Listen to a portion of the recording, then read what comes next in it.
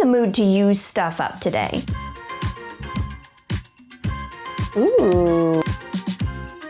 I've been looking around my studio and I'm seeing piles of art supplies that I got at one point. Maybe I started painting on them or I just like left them sit and then I did nothing with them later. And now I'm sitting here asking myself, can I use up a bunch of art supplies that are already in my studio, not buy anything at all for these projects, but create something meaningful and intentional rather than canvases sitting in piles in my studio. With that being said, we're gonna have a little look-see around my studio and find some of those canvases and then do a couple art projects. Let's see what we can make together and use things up. This is a great thing to do if you've kind of been accumulating stuff. Here's some stuff I already got out because I was thinking, yeah, I painted these a long time ago. Look at this. I painted this gold with one of Stuart Semple's paints and then I never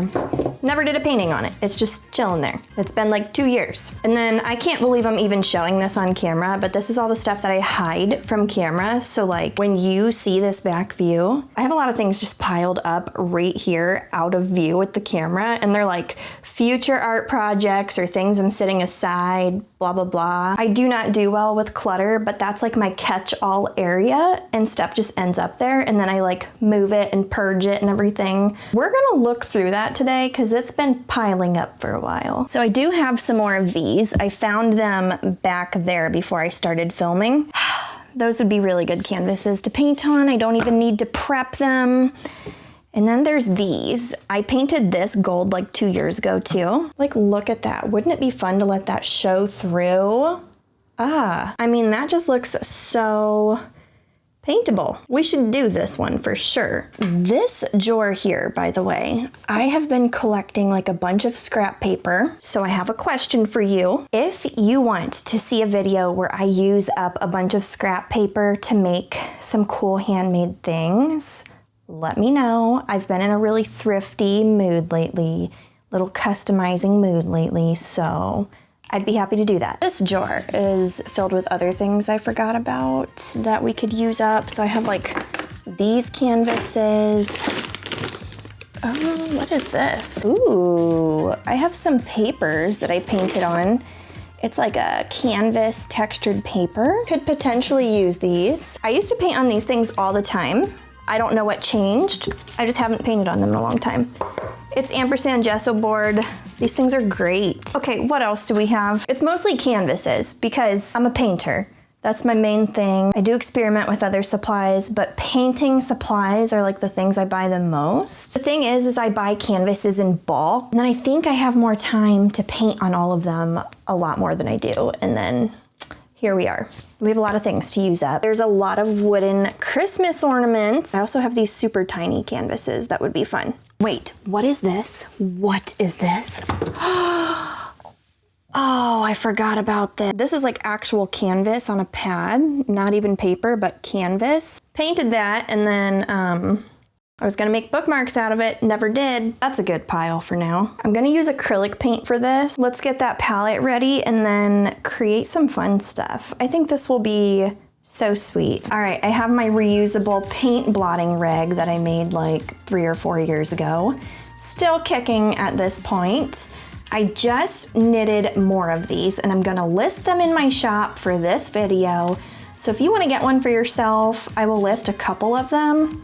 I don't make very many of these and they usually sell out within hours. So if you want one, you can go to mirabyler.com. They're super thick, it should last you a long time.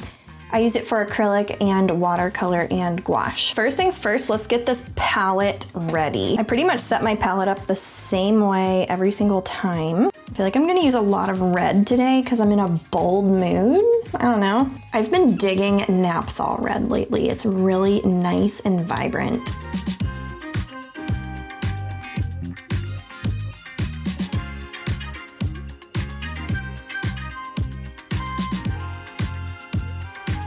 This is the one I'm feeling first. I would love to use this up. There's a little chip on the edge, but I think I can fix it.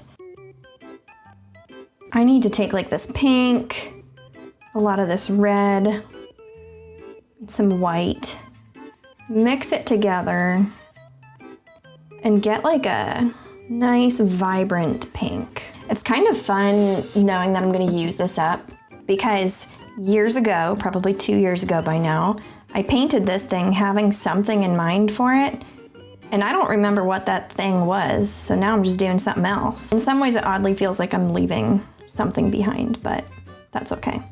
Okay, it needs to be a little bit lighter. I'm just gonna give you a little warning here. This is gonna be a little different than my usual stuff. Nothing to worry about though, but it is gonna be different. I've been playing with like color and texture lately and how that comes out in my art.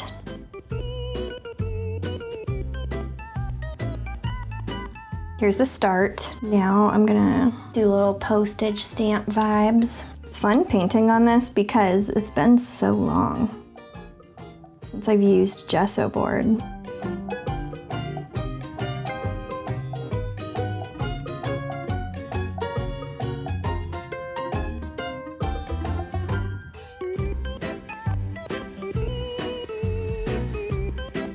It's looking like a postal stamp a little bit. Trust the process. Some things are gonna start changing, but you gotta just trust that process. I feel like I want to do something super bright and kind of eclectic for this piece. And it's kind of been living in my mind for a while actually, so I'm glad I found this canvas. It's just really fitting that it was already painted gold and it's just been sitting for a long time. If you look at this thing closely, it kind of looks like at one point I painted it pink and then I painted over it with gold.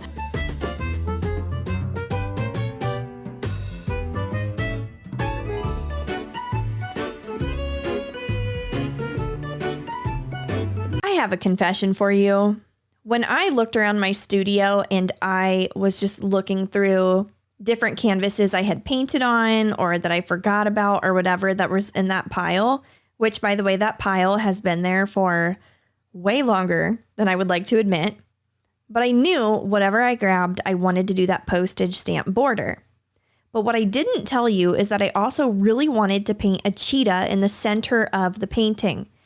And the reason why is because I asked myself this question: how can I push myself outside of my comfort zone while doing an extremely maximalist, eclectic painting and kind of using a little bit of like clashy colors? So I asked myself that, and then I just thought immediately, oh, I'm going to paint a cheetah. And because I saw this gold canvas, I was like, oh, I'm going to do this cheetah a very particular way. So you're seeing here, I'm only doing the outlines and it's pretty detailed. And you might be like, Mira, what are you doing? Why are you doing that when you have not done anything else with this painting? The reason for that is because I am very meticulously going around all these little details with this tiny paintbrush to make the gold that was already on the canvas show through. So all those little spots have like little gold halos around them. The eyes, everything has these little gold halos. It took forever to do this, but it was so worth it. It might be really hard for you folks to see, but if you look closely, you can see the gold. It's very subtle, but ooh, it packs a punch. I thought it was so fun, so worth the extra hours that went into this. But another thing, I am an artist who typically paints water, florals, landscapes, or sometimes animals and clothing. But when you get to this time of year, I really like to experiment and style hop. And I just want to talk about that a little bit because the beauty with shaking things up a little bit, doing something you normally wouldn't, is it grows your appreciation for all the different types of art that people make around you. Like, I don't know a lot about a lot of types of art that I don't do. And the more I learn about other people's favorite types of art, the more I realize I don't know. And so to explore other types of art is so cool. And it has really grown my appreciation for just all the different artists in this world. who make different things and have different interests. And yeah, I just think it's really beautiful. And so this project here just really grew my appreciation for that even more. And also, I actually really enjoyed doing this style. So I don't know if I will do more with it or not in the future. Tune in to find out. But I definitely made some mistakes along the way. You can see this grass here is not it, but that's okay. Hang out with me for a minute and watch me fix my mistake. My camera did die or something. I didn't catch all that footage, but you'll see in a minute it's gonna change. It was so fun to play with color for this piece though, because the colors that I saw in my mind, like as I was starting this painting, did not turn out the way I thought I would enjoy them. And then I had to change some things, and that was just really cool. Like this bush thing here in the front worked a lot better than the grass, whatever was happening. But yeah, this was just a really fun experiment, and I feel like I learned a lot. And I feel like I have a lot more to learn as well.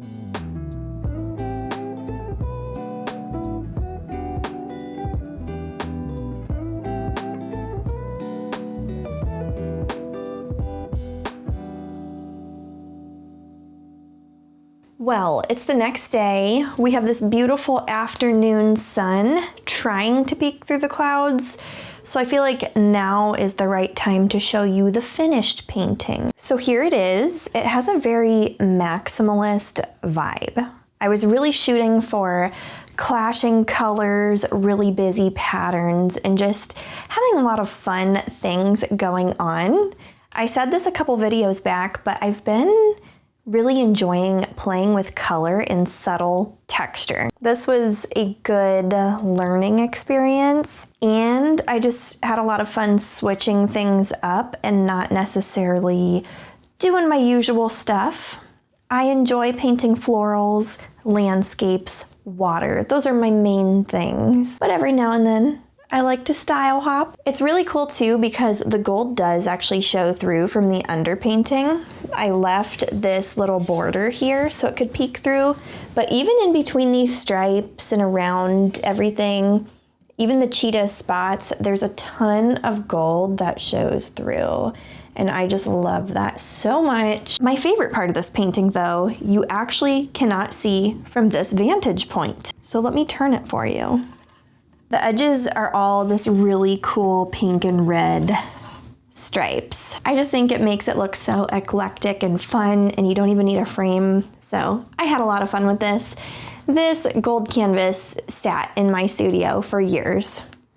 Now it has become something, and I just feel happy about it. I will varnish this, and then I will list it for sale in my shop. For the prints, they will be available in my mystery boxes that should be coming out very soon. I have another gold canvas here. I even painted the edges of this one gold, so that's fun. Anyway, let's paint this. Also, I regret to inform you, I accidentally left this palette out last night, and I'm so sad. I usually cover all my palettes to make the paint stretch as far as it can and last as long as possible. And I don't know, I left this room and just never came back in and just kind of forgot. I'm just gonna quickly set up another palette, potentially use less paint in case I forget again. It happens to all of us, right? These are like the tiniest dollops, but I guess I'm in a tiny dollop mood for my tiny canvases. There definitely has to be some clashy colors with this for it to feel like what I'm going for. I need my really bright border. I'm loving this so much. The postal stamp vibe. Yes, please.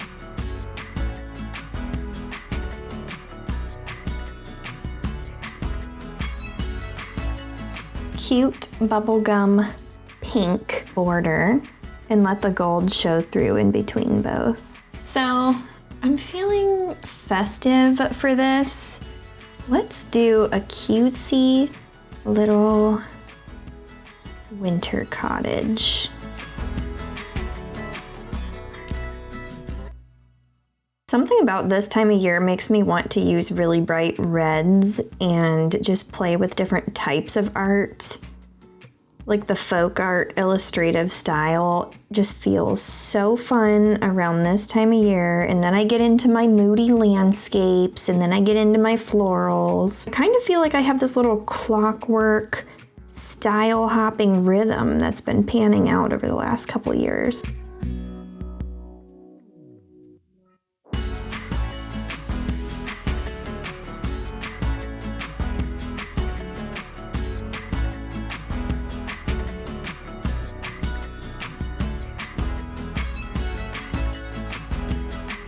It's another day, and that little painting has been sitting. I'm gonna give you a little bit of an update on it because I did some stuff after I turned off the camera. This is the front so far, but I wanted a really maximalist vibe. So the edges are this really cool striped pattern, and the gold kind of shows through. I'm really liking that, so we're gonna keep rolling with things and do the front of this. I was so excited to do the details on this cottage. Let me tell you, it took a while to settle on that yellow color for the windows. I edited out my thought process with that because I spent way too long on it. I made it way too complicated, but here we are. I had so much fun though making this super pink. Like, the sky is not your average blue. That just made it fun. It made me feel like I could do whatever I wanted and I didn't have to like keep things realistic. It just feels like a magical winter wonderland. So I did these reddish trees, and oh my goodness, can I just try this again another time because I loved it so much. I do not know what will come of this, but I kind of feel like I need to do some more tiny paintings and just mess around with whatever style is happening in this video. Let me know if you would enjoy seeing more little paintings like this. I might have to get more gesso board though, because I feel like to do this style, I need like a super smooth surface. I don't know. I'm trying not to buy new art supplies, but here I am like already tempted. Okay, so I'm doing some penguins, by the way. I felt like, you know what, the sky is pink, so let's just make things feel even more magical. And this cottage is inhabited by cute little penguins. That's what was in my mind.